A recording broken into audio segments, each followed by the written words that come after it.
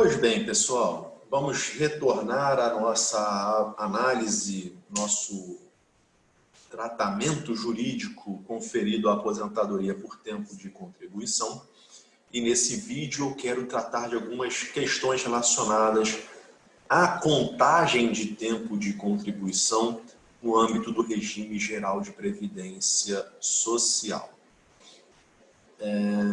Pois bem, é possível computar o tempo de contribuição, é possível computar como tempo de contribuição um determinado período de tempo em que o exercício da atividade profissional não sujeitava o trabalhador à filiação obrigatória ao regime geral de previdência social, desde que haja comprovado o recolhimento das contribuições previdenciárias pertinentes. É uma regra que está aqui no artigo 55, parágrafo 1º.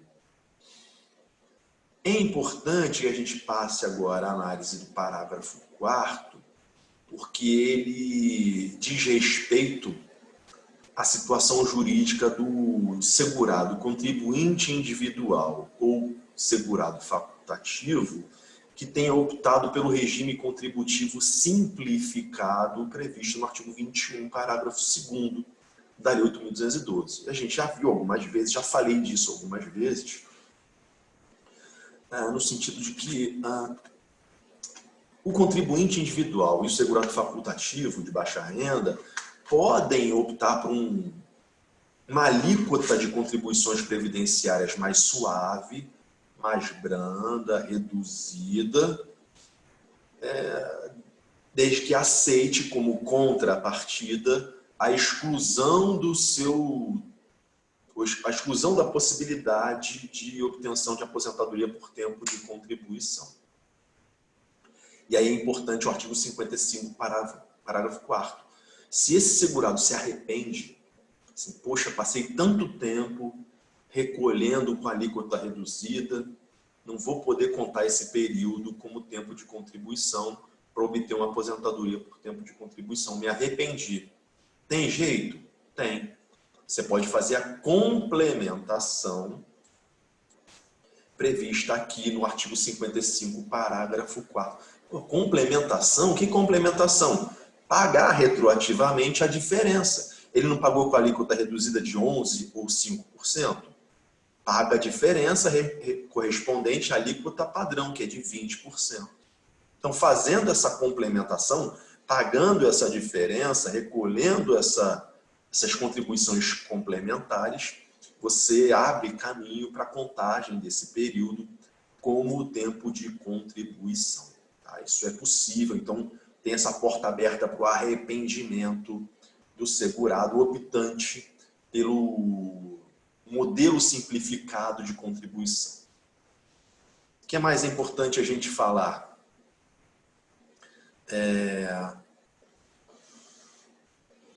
A questão do contribuinte individual. E isso que vale para o contribuinte individual,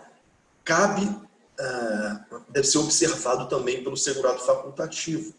É ônus pessoal do contribuinte individual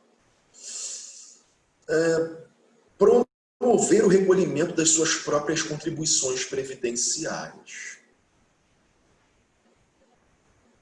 No caso segurado contribuinte individual, como ele é segurado obrigatório, ele é obrigado a recolher, é obrigado a verter essas contribuições previdenciárias. Se ele trabalha numa atividade autônoma e não recolhe as contribuições, ele está sonegando, ele está em débito, ele é um devedor de contribuições previdenciárias não pagas. E se ele quer contar esse período em que ele trabalhou como tempo de contribuição, cabe a ele promover e comprovar o cumprimento desse dever, o pagamento das contribuições devidas nesse intervalo de tempo. Se ele está pagando em atraso, o pagamento desse débito vem com os acréscimos legais. Correção monetária, juros de mora e multa de mora. não é favor fazer esse recolhimento, não é favor fazer esse depósito, é quitação de débito. Ele era segurado obrigatório, sonegou. Se ele quiser contar esse período laboral como tempo de contribuição, o INSS vai apurar o montante devido, expedir uma guia de pagamento, uma GPS, e aí esse contribuinte individual faz o pagamento para fazer jus à contagem de tempo de contribuição. Igor, se um trabalhador era filiado ao regime geral e regime próprio, ele pode obter aposentadoria nos dois regimes? Sim, pode.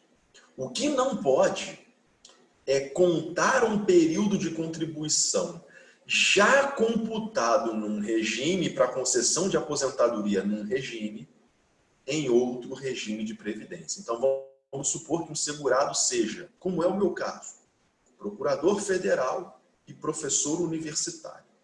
Sou procurador federal, portanto, servidor público efetivo, filiado ao RPPS da União. Por outro lado, eu sou professor de uma universidade privada aqui no Rio de Janeiro e, portanto, segurado empregado obrigatório do regime geral. Eu vou poder me aposentar nos dois regimes? Sim, espero que sim. O que eu não vou poder é computar no regime próprio um período que eu utilizar para a aposentadoria no regime geral e vice-versa. É isso que está previsto no artigo 60, parágrafo 1º do Decreto 30.048.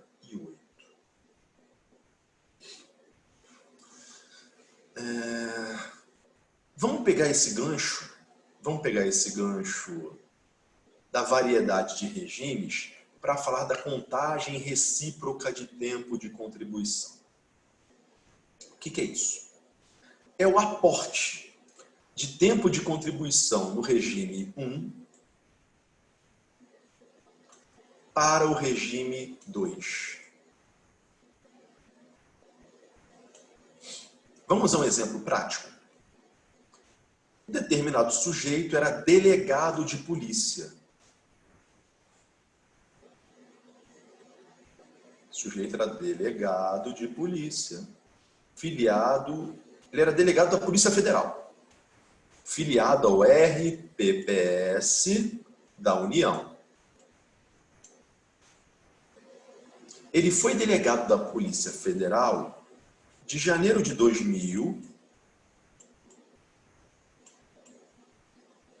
até o final do ano de 2010. Durante 10 anos redondinhos, ele foi delegado da Polícia Federal. Só que ele pegou desgosto da atividade policial.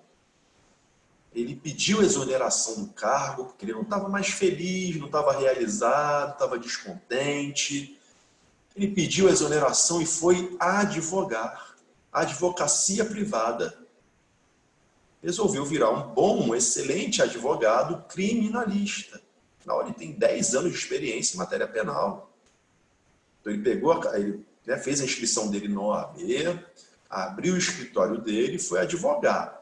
Se ele está advogando desde 2010, ele é segurado obrigatório, atualmente, do regime geral de previdência social. Ele se aposentou no regime próprio como servidor da União? Não, não deu tempo. Ele só trabalhou lá 10 anos. Deu tempo de se aposentar lá. Ele pode transportar esses 10 anos de contribuição no regime próprio para que eles sejam contados no regime geral? Pode. Desde que observe o artigo 94 da Lei 8.213, que assegura a contagem recíproca entre os regimes previdenciários, regime geral e regime próprio do serviço público, desde que apresente uma certidão, a famosa CTC, Certidão de Tempo de Contribuição. Ela vai ser expedida pela União, que é a gestora do RPPS, e ela vai dizer assim: certifico que o fulano de tal era delegado da Polícia Federal, matrícula número tal, tendo exercido seu cargo filiado ao regime próprio da União, entre janeiro de 2010 e dezembro de 2010. Então, vai expedir o documento, o João, o ex-delegado, vai pegar essa certidão e vai requerer verbação junto ao INSS. E qual é a utilidade disso? Ele vai computar esses 10 anos para fins de aposentadoria no RGPS. Então, é possível essa migração? É. E se fosse o contrário? E se fosse um contrário? Vamos mudar o exemplo? E se fosse um advogado que advogou do ano de 2000 até o ano de 2010? Um bom advogado, um excelente advogado, só que ele tinha um sonho de infância, de ser delegado. Prestou concurso público no ano de 2011, foi aprovado, nomeado, tomou posse e entrou em exercício. Agora ele é um feliz e realizado delegado da Polícia Federal. Ele começou a trabalhar na Polícia Federal em 2011, como servidor público efetivo. Ele pode levar os 10 anos de contribuição para o regime geral, migrando esses 10 anos, averbando esses 10 anos no regime próprio? Pode, desde que ele apresente a certidão de tempo de contribuição expedida pelo INSS.